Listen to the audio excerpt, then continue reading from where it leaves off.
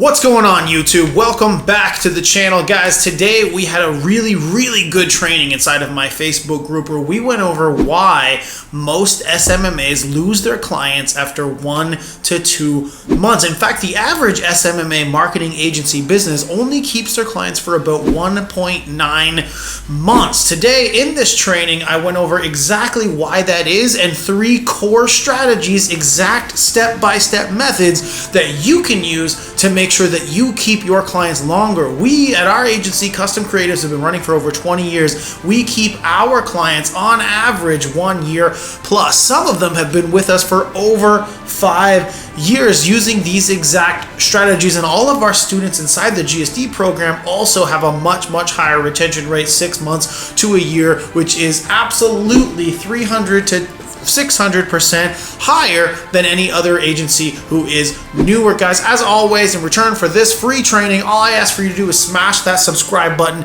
and click on the notifications. I am dropping free trainings here every single week that you would have to pay thousands of dollars to get anywhere else. We know that because we've paid that for these elsewhere, and we charge this for us in the inner circle. So if you want this, if this is good content, if you're looking to understand client acquisition and client fulfillment for your digital business, then this channel is exactly where you need to be. Smash that subscribe button and let's dive in. This training is all about why you are losing all of your SMMA clients and how you can fix it to retain your hard-earned clients longer. Let's jump in.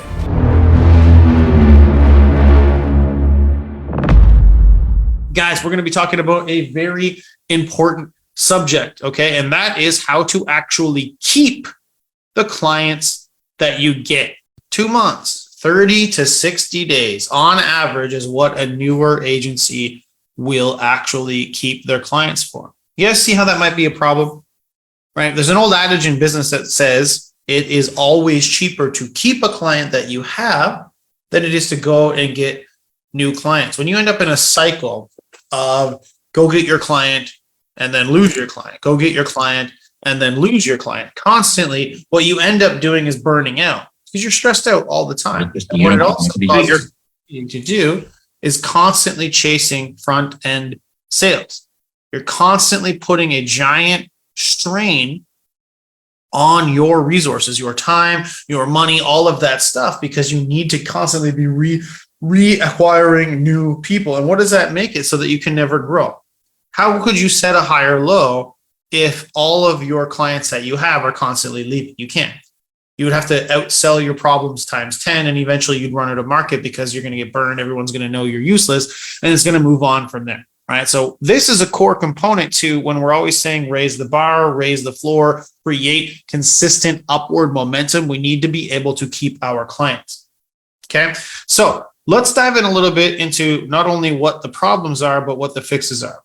So the first thing, we'll say 3 things on here, core reasons why people leave agencies. Number 1, shitty results. Number 2, shitty communication.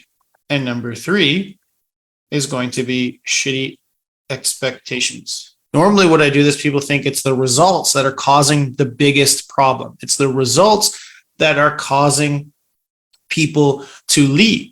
But if you know anything about Facebook ads, if you know anything about Google ads, PPC ads, YouTube ads, any type of marketing campaign, especially if you're starting from absolute zero for people, you know that if they're only staying for 1.9 months on average, 30 to 60 days on average, the results can't possibly be the problem because you haven't even given them enough time to truly get results in the first place. Unless they're a unicorn, unless it's something where you're just crushing it right out of the gate with quick wins, you haven't allowed the whole process to gestate long enough to be able to produce results. So how could it be results that are causing the issues, right? By far the most important thing in keeping a client longer is expectations. And then following that by communications. Okay, so if I set expectations properly, then my communication becomes every communication with a client is a sales call. Now you're just selling them on what you're doing, why it's going to work, what's going to happen, right? You want to be able to convince them that, hey, you are on the journey. You are actually on the journey that we talked about in the beginning. I keep clients all the time, even if in the first couple of months we haven't had a single sale happen from time to time, because I can convince them, because I know that we've actually checked off the boxes for A, B, C. The next thing that you want to happen is going to happen because we've done all this, and you can see the progressive momentum along the path, the timeline that you've bought them into. Now that all starts, guys, with your onboarding process. Okay. So if we go over here, we've got this lovely flow chart that we use in the inner circle for people to follow to make sure that they have good retention rates. Okay. So first things first is you get the new sale. Woohoo! Good job, guys. All right. We made money. Now I know, as a person who's in fulfillment all the time, that salespeople, God bless them, will sell however they need to. And then you as the fulfillment person have to deal with that shit later on. So you need to know from the salesperson, there needs to be communication to fulfillment. If you're both of those people, awesome. But write down what it is you promised them to get the sale through so that you know and can combat things in the future. Automatic onboarding. A lot of you guys are using SaaS now. You're selling SaaS. You're doing media buying. You should have some sort of a process where a lot of that gets started right away. The sub account gets started. An email goes out to the media buyer team, or the people that you're actually getting to white label for you. Or if it's yourself, you just want to have them fill out an onboarding survey and create an account, give you the details you need so that you can get to work. Setting up the preliminary campaigns. This is all foundational type stuff. Digital plumbing, CRM and campaign automations, launch call, right? Now you get to something really important, really, really important for how long you're going to keep your client. And this is something that not enough people pay attention to or use properly so that they can begin the relationship in the right spot. So when I'm talking about honeymoon phase, you'll notice launching ad campaigns comes later. It's right dead in the center between when you made the sale or your sales team made the sale and when you actually turn on the ad campaigns themselves. Okay. What is this, the honeymoon phase, guys? Anybody have any thoughts on what this might be? And so that really is the concept I want to hone in on. Why do we call it the honeymoon phase? What else is called the honeymoon phase? It's like when you first get into a relationship and you guys only see the good in each other and you feel that kind of way and you haven't really lived with each other yet and seen, the habits you don't like yet and all the different stuff. You're relating that to this. This is the magical time between where they were sold on an idea and they want that result. It's a beautiful phase between where the salesperson has sold you on a thing and you're so convinced it's going to happen. You're happy about your investment. You're ready to go. And the time when you turn on the leads and not every single one of them hands you a check for $100,000. And you slowly but surely start to realize, it's not just a money printer. I do got to do some work and oh my God, right? It's a beautiful time full of positive emotions on either side. So why is that a good time to do this next phase? It's because we can lean into it. This is the perfect time to introduce negative information, potentially negative information. Okay, so what I mean by that is this is the perfect time to tell them, hey, not every lead is going to be amazing. Hey, not everything is going to be easy. There is going to be some work because they're so happy they're going to accept information. They're going to be ready to take that. Now, what we want to do here is set expectations properly. Okay. Now, what we used to do inside the real estate Rainmakers for our people on that side was we would have a graphic and it would tell them we expect anywhere from 5 to 10% of the leads to book.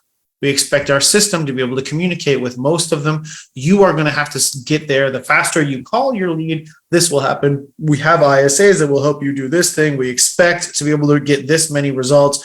Not necessarily right away, but on a 3-month rolling average, we'll be able to start seeing success. And we're telling them now when we do stuff like high ticket coaches, and high ticket coaches is an industry we work with a lot in our agency now. Interestingly, they all are high ticket coaches, but each one of them services a different person, a different industry. They're all over the place.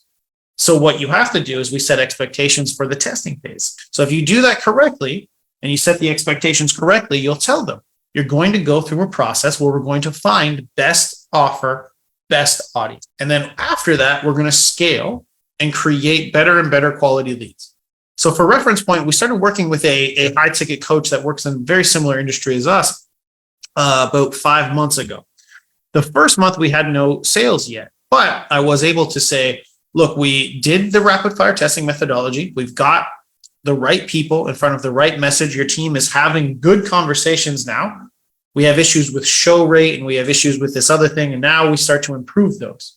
But you can see that when I laid out the roadmap, the expectations, right, in the honeymoon phase for you, that we were going to do X, Y, Z, and then the results would start to come from the momentum that we build there. So at this point, it was about a month and a half in, he wasn't saying, oh my God, we've spent, and for this guy, it's like, 10 grand so far during just the testing process and haven't made any money back. I think it was actually like 15 or something like that.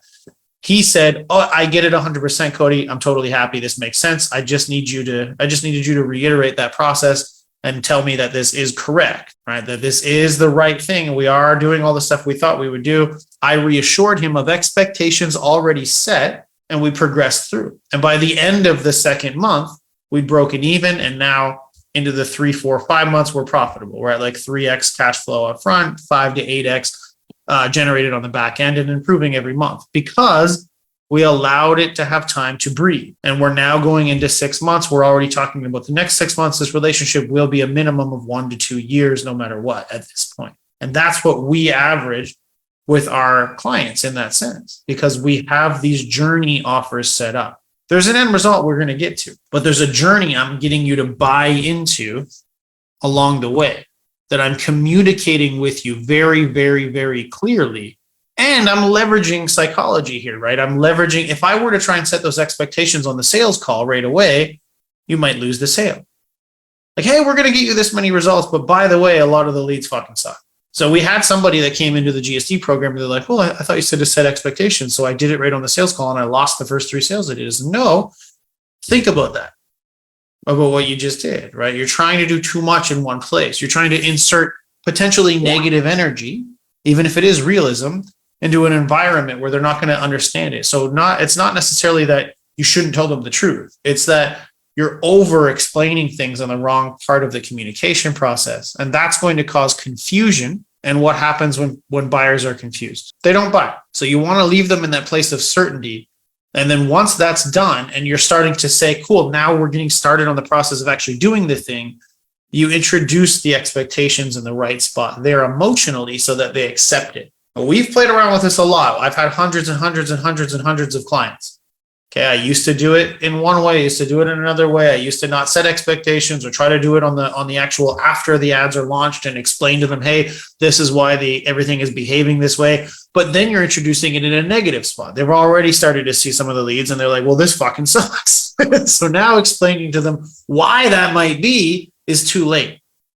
And so when I say, we create these kind of processes for you guys, this is always based on the fact that I've got 12 years plus experience, where Rahul's been doing this for 20 years. Like, this is the spot, and the reasoning is the emotional spot for where you can do this appropriately to keep your clients. Now, I'm hovering on this for so long because by far, this is the difference maker out of all these things that you can do. Okay, and we're going to talk about some quick wins and stuff that you can do, even with the A2P stuff that's going on right now, how to be able to actually create communications that's clear. But by far the most important thing, I would give it if I was going to weight it, I would give it 7 out of the 10 points, is the expectations you set. Far too many newer agencies just come out of the gate saying, I'm going to get you a bunch of leads. A lot of those leads are going to buy. Let's go. Right. And if you say things like even the benchmarks I give you, if you say, we should on average book 10 appointments, if you don't say the right way and you say 10 of every 100 are going to buy, 10% are going to book an appointment, and you get 100 through 100 and only one of them have booked because you forgot to say that is an average, maybe 20 out of the first 100 will book, or maybe 1 and then 9 and then 19 of the next 100. It's an average that we're improving on, right? If you don't set the right expectations, one person could do the exact same thing you're doing, but look like a genius and an expert. And you could have the exact same result, system, and process as him, but look like you have no idea what you're doing. And that confusion is going to be what causes them to leave you. This leads into, and Rahul, do you have something to say? I thought I saw you talking, but I didn't hear any words come out. Yeah, no, when you're done, if you don't mind, shrink it down so they can see the full Zoom slide and just one. I'm sure somebody wants to screenshot it, but So this honeymoon phase and what I just said, setting those expectations, leads into the second most important thing, which is communicating everything clearly.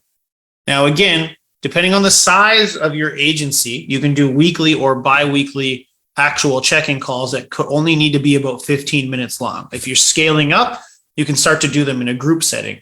But what we really recommend, especially in the beginning, is doing bi-weekly coaching / check-in calls and then weekly Looms. Okay. Now, I want you to put yourself in the shoes of your client for a second.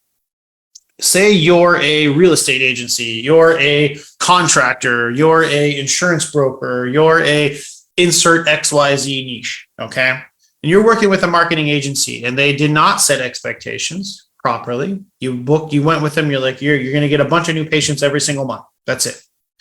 You start going through Facebook leads and they launch the campaign. You do maybe an onboarding call. You give them some pictures. I'm going through what everybody who isn't trained by somebody who knows what the hell they're doing would do. You have an onboarding call. You get some pictures. You say, cool, this is what I'm going to do. Week later, you launch your ads. Okay. The ads start coming in. Now the Cairo, the real estate agent, the insurance broker, they get some of these leads. They call the first few of them. Two of them are like, I've never even been on Facebook. You're a liar. I have no idea who the hell you are. Shut up. Don't call me ever again. You guys know those people. They do it. Right?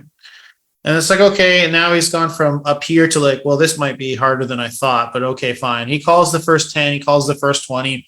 They suck. Right. He gets tired of getting told to go screw himself. And so he starts only calling them every now and then. He's not calling them right away like he's supposed to, all of that. Few weeks go by with no real updates or maybe a report.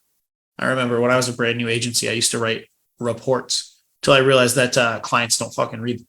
So then he sent him a couple of emails with data and numbers that the client doesn't give a shit about, doesn't open the email. Cool. All the client knows really is that these leads suck. And then the next month comes by and it's like, cool, there's another $2,000 that just came out of my account. Every few days, it's like Facebook's charging me $100. And he has no clarity. Expectations weren't set. No clarity on if anything is going to get better. All he sees is this shit isn't working right now. I'm not making any money. And every couple of days, Facebook's taking money. And every month, you're taking a big chunk of money. So 1.5 months in, he sends you an email, and that email says, this just isn't working right now. I think we gotta end this right here.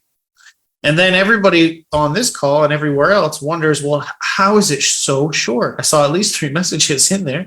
How is it so short that people are losing their clients on average 30 to 60 days in? Can you see how this timeline that I just laid out actually make perfect sense? That's how most newer agencies are doing this because they're not communicating. Now I want to give you an alternate timeline. Okay. The alternate timeline is you actually do it correctly. And the first thing you do is set expectations after the sale. So you say, okay, cool. Just so you know, Mr. Client, what we're doing first is we're taking a proven campaign and we're going to be testing audiences and offers for your area. So at first, we'll probably get a decent volume of leads. Not all of them are going to be perfect, but we do expect to have at least a handful of good conversations from that. But it will allow us to test to find the right audience and right offer in your area.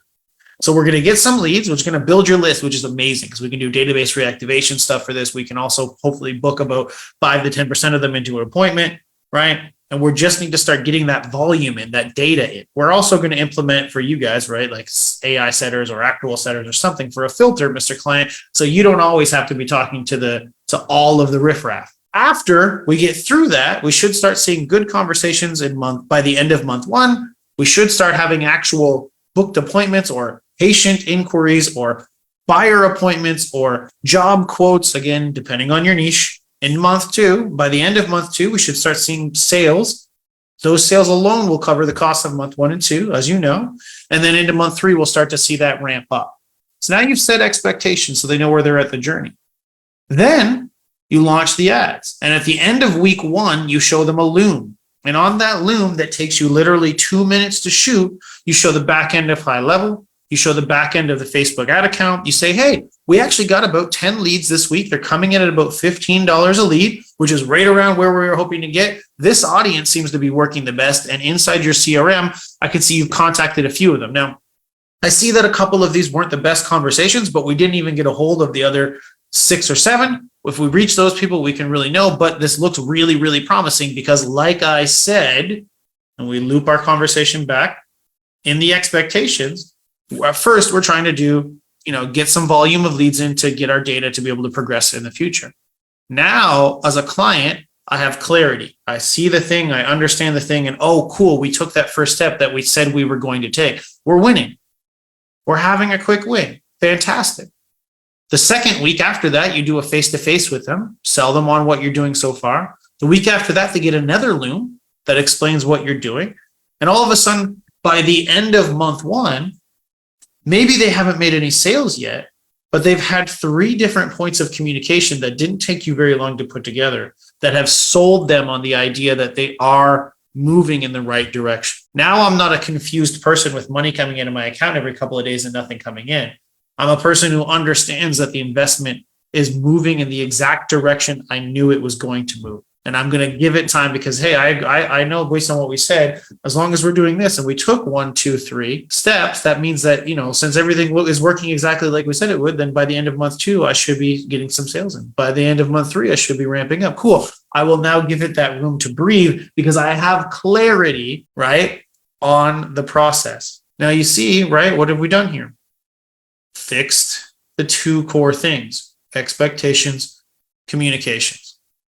Now, the last thing I'm going to touch on today is going to be this part, shitty results. So really what that means, shitty results for them when they're, again, because most of agencies who have a problem with retention never get anywhere near enough time to even get them the results they should have. You notice I'm saying in these timelines, end of month 2, end of month 3, progressing into scaling, right? Well, if your average retention is 30 to 60 days, 1.5 to 1.9 months, you're not getting to month 2.5. You're not getting to 3. You're not getting to 4. You're already screwing it all up. So when you need to come into results, you need to find a way to set the expectations. Yes, but you can also do quick wins. Now, our main source of doing this has always been database reactivation. Now, I understand all of you at once are probably in your head because it's getting to almost be August 31st. So I'm sure all of you all at once woke up this week and were like, oh shit, I got to register for A2P. Yes, this is still the recommended thing. If your text messages aren't working, you can do database reactivation through email. You can do database reactivation that way, but the more your campaigns for database reactivation will get approved because it's a list of people that already were opted in and you're not sending them links. You're just sending them a message that would say, hey, this person, you opted in for this. This is why you're receiving this message. We have new offer and reply back if you give a shit. That's an allowed campaign type. So is it a pain in the ass that you'll have to go through A2P? Yes. But I do not expect A2P to take the 7 to 14 days that it's taking right now after this. Right now, we're in a bottleneck, right? Right now, we're in a situation where it's like, okay, everything's coming to a bottleneck. With after this month is over, you'll see all the people that did this last second and procrastinated go away. It'll probably drip down to about a week, which would be perfect for you getting it in and launching. So what you want to do is if that text message stuff isn't working, do it through email. But the database reactivation campaign through a system like High Level, through a SaaS platform, right, allows you to get wins, quick results, good results for your clients before ever launching your ad campaigns. We had a student that used our database reactivation training in the GSD program for a realtor client, actually do a database reactivation for them. It was a few months ago, and they sold like a $3.5 million house using the database reactivation before they ever even launched the ad campaigns. That one commission check paid for the marketing for the next 2 years, paid her management fee for the next 2 years. So your retention just went from 2 months to 2 years just by having the quick win process set up at the very beginning. So now, and I'll do it this way. I know Rahul said, zoom out so people can snipe it. Take the screenshot, quick. Most important things to understand here. Honeymoon phase to to set up proper expectations, communication processes to have clear communication with your clients so they're never confused, and database reactivation campaigns, either through text or email, to get quick wins before you ever even rely on the campaigns. These quick wins, along with the expectations, allow you to have breathing room. If you get a bunch of appointments right away or a few sales right away, all of a sudden they've already made money before even spending the money on the investment. It gives you that lane, that way to get going before it ever even needs to be done. And we do ongoing ones as well. All of the rest of this combined is how you're going to actually keep your clients. This is why our agency has always averaged over a year retention rate. This is why most of the clients inside the GSD, when they do this correctly, do not lose their clients every single month. They don't have a 30-day retention rate. They keep their clients for a long time because they're implementing this process, and probably also because, they're getting on an ads call with me every week to make sure that their shit works. But this process alone takes you from noob to expert. Okay, this process alone will give you the runway you need to learn what you need to learn to become the expert in your field.